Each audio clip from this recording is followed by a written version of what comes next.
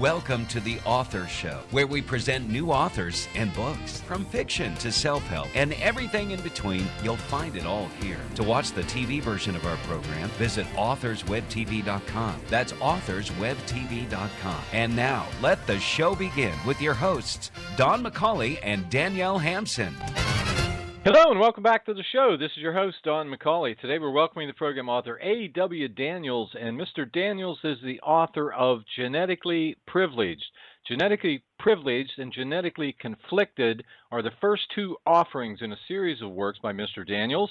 The author's ability to craft compelling stories have been honed by extensive travel and observation of human nature. This allows him to weave a tapestry that colorfully and sometimes bluntly exposes the good and evil humankind inflicts on each other daily. Mr. Daniels, how are you? I'm doing just fine, Don. Hope everything's going well with you. Thanks a lot for having me. Sure.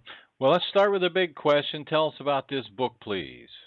Well, this is a story of a couple who's struggling with parenthood, the ability to have children. They search all over the place, many doctors, and eventually they're actually reunited with an old friend who happens to be a fertility expert. They achieve their goal. However, there's a number of unforeseen consequences. Little do they know that this fertility expert is also dealing with genetic enhancement. The consequences of that really become the ongoing storyline. And the ramifications of enhanced genetic manipulation become the main point of the storyline. How does society deal with students, children that are stronger, faster? And then how do the children deal with society that really doesn't quite understand them, but at the same time really doesn't hesitate to use their special abilities? So it brings a lot of social ramifications into the science side of the story. So who did you write this book for specifically? Okay, Don, you're exposing my selfish side here. It really began as a seed because I'm kind of a science geek. And just thinking about, what happens if, we're able to change things in a child, in a baby, in an embryo? What if we can not only make blue eyes, blonde-haired, taller, stronger, faster children, but what if we could really make them so that they're not only special, but they can impact the way our society grows, the technological advances that are brought into our society to improve life and to improve the stature of humankind? Now, would you say there's any type of central message or perhaps underlying theme that you could say really runs throughout the book? I think that if I wanted the reader to find something in this book, I would like to see them embrace diversity. I would like them to learn from those that are different than oneself in every aspect, in social, in theological, scholastically. Just never stop learning. Stagnation is something that can hurt us. Stagnation is really the seed of ruin to any society. If you could compare this book with anything out there we might already be familiar with, what would you compare it to and why? I think that the reader may see some analogies with Frankenstein. This would really be an updated Frankenstein. New technologies. Instead of piecing a person together, building a person from a cellular level, from a molecular level, and making them special. But at the same time, Frankenstein or his creation, was actually misread and misinterpreted by society. And I think that we'll see that in this book as well, or in this series actually, because the children are misunderstood. The children are used. The children don't quite get society. They can understand things that are black and white, but there's much more gray area in social skills. And you can see them grasping, trying to understand all the variables that come into place. This isn't a math equation. Society carries so many unknowns that you see them struggle, but you see them accomplish it over a period of time. So why did you choose genetics and not another field of science? Genetics has always been something, even though it's been around for a long time. I mean, we've been pollinating plants. We've been breeding traits into animals that are desirable. But it's also, here again, with technology improving with their tools the way it has, I think it can impact society, can impact an individual even, in so many ways almost immediately. Quality of life can improve. Things like growing replacement organs, curing various diseases.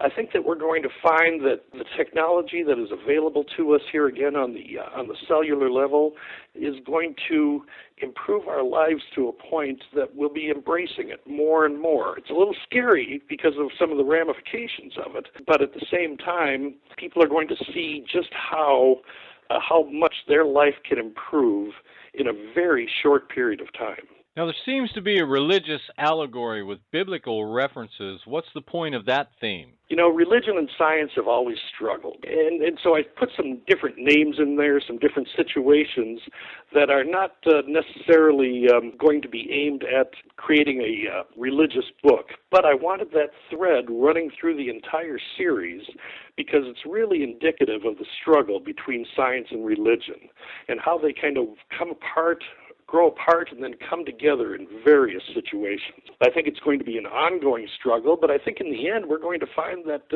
perhaps religion and science are more closely related than we think currently. Is the science in your book, is it real? You know, that's one of the questions that I get on a regular basis from readers of this book. It's really interesting. Now, it's not real. This is fiction, and I have a lot of fun playing with the fiction aspect of this. There's legislation against some of the aspects of this book in most of the industrialized countries. So, is the storyline based on cloning then? No, not exactly cloning. In fact, I think that this will go beyond cloning. If you read how the premise is set, cloning is actually going to be considered outdated, but I wanted to make the premise plausible here in this situation. There's a lot brought into it that might go over the heads a little bit of the reader, but at the same time, please remember this is fiction, so I'm making half of this up. You seem to have a relationship with the characters in the books. How deep does that relationship run?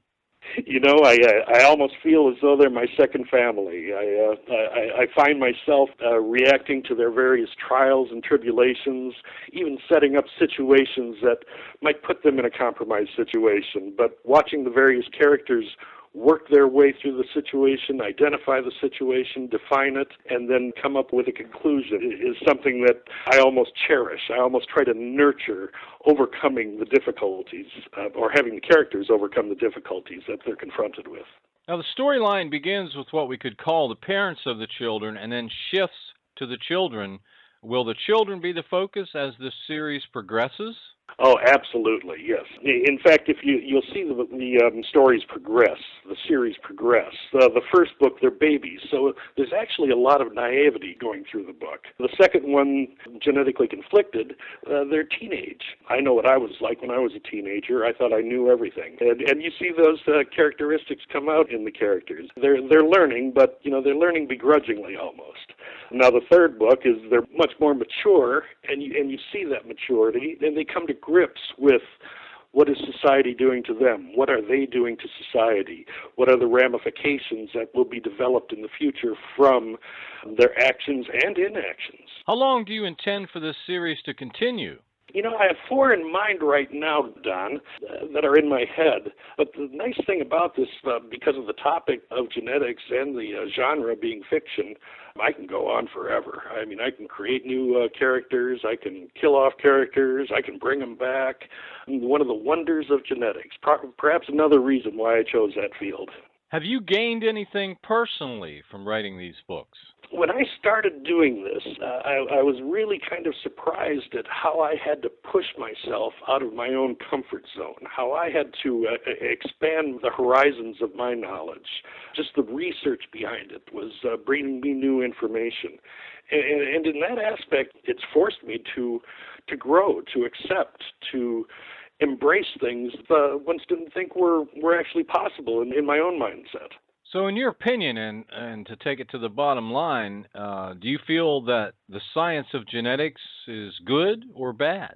Oh, I think it's necessary. I don't think anything here is black and white, especially the way society is going nowadays. It's a necessity. There's too much to be gained from advancing our knowledge in this field and most of the other technologies that are developing.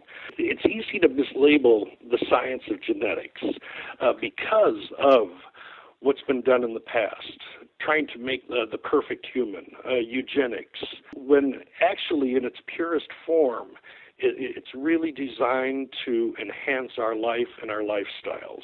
In your opinion, who should buy this book? Probably those interested in technology and how it impacts their lives. You know, Don, you and I were probably both around when we had black and white TV and had 4 channels. That's been blown out of the water completely now. How have things changed? How much information is going into our children's head now that we weren't even associated with, we weren't exposed to? But I think at the same time that the way technology improves our life allows our society to evolve, to grow, and to expand its horizons, to be more accepting, and to embrace diversity. Well, time is getting very short, so the most important question, where can we buy this book? A starting point would be awdaniels.net, not .com, .net. That's AWDANIELS.net. From there, they're really able to check out some of the reviews, get a brief synopsis of the stories, go to any place, the usuals, of course, the Amazons, the CreateSpace, the Kindles, but any type of electronic reader they will be able to find or gain access to just by hitting a button and going to, say, Smashwords. If it's Sony, if it's Moby, doesn't matter what it is. This is available in every format that I know of anyway. Well, this has been just great. Our guest today has been A.W. Daniels, and he is the author of Genetically Privileged. Mr. Daniels, thanks very much for being with us today. You bet. I appreciate it, Don. Thanks a lot for having me. This is Don McCauley wrapping up another edition of The Author Show. Listen to some of your favorite authors every day, 24/7, by visiting theauthorshow.com. Just click on the book title in the player at the top of the page. These interviews are available to book buyers worldwide on demand. If you'd like to be a guest on The Author Show and feel you could benefit by getting in front of your target audience with a high-quality media interview that will make a real impact, visit www.theauthorshow.com, fill out the form, and we may be contacting you shortly. Join us next time for another great book and another exciting author on The Author Show. Thanks for listening to The Author Show. To contact us, call toll-free 1-877-955-8800. That's 877-955-8800. Or visit theauthorshow.com. That's theauthorshow.com. Tune in next time to another great author on The Author Show.